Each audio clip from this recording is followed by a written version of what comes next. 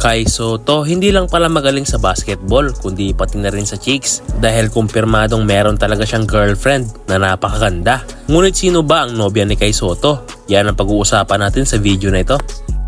So karamihan ng mga player na sikat ay meron talagang girlfriend o asawa na napakaganda. Katulad na lang ni Japet Aguilar at Renz Abando. Kaya hindi na nakapagtataka na meron ding ibubugay itong si Kai Sotto dahil ang nobya ni Kai ay si Riri Madrid, isang magaling na model and actress. At ang maganda ay may katangkaran din itong si Riri mga boss dahil may height siyang 5'8". Kaya isipin nyo na lang kung magkaanak silang dalawa, edi meron na tayong susunod na panungkit sa ating national team. So nagsimula ang usap-usapan na meron silang relasyon ni Kai Sotto noong makita silang nagdi-date sa isang kainan. At meron ding IG story itong si Kai na kasama niya si Riri Madrid. At ito pa mga boss, at kumpirmado na nga na meron talaga silang relasyon dahil kasama nga ni Riri Madrid si Kai sa GMA Gala Night. Kaya maraming nagulat at napabilib, kaya literal na ginulat talaga niya ang mundo. Well, bagay na bagay naman talaga silang dalawa. Unang-una, pareho silang successful ang career dahil si Riri ay isang magaling na model at actress. At kung itsura lang ang titignan ay talagang napakagandang babae itong si Riri. Samantalang si Kai Sotto naman ay isang professional basketball player at sikat na basketballista. At masasabi kong may napatunayan na talaga sa larong basketball. At higit sa lahat ay napakapogi.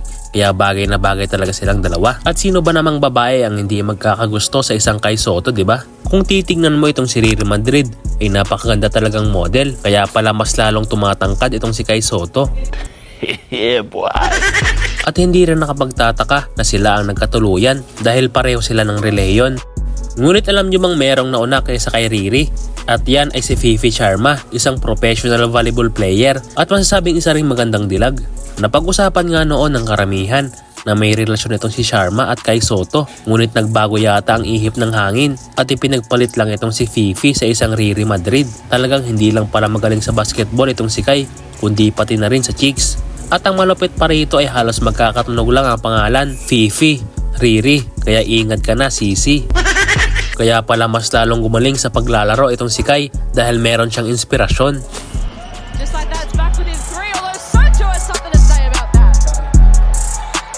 Kibao nearly, and it ends up in the hands of Perez.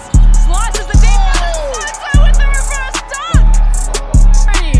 From the Philippines, big, has been enormous tonight.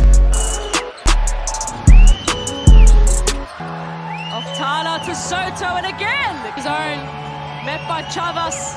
Sotto goes in, and pops it back in.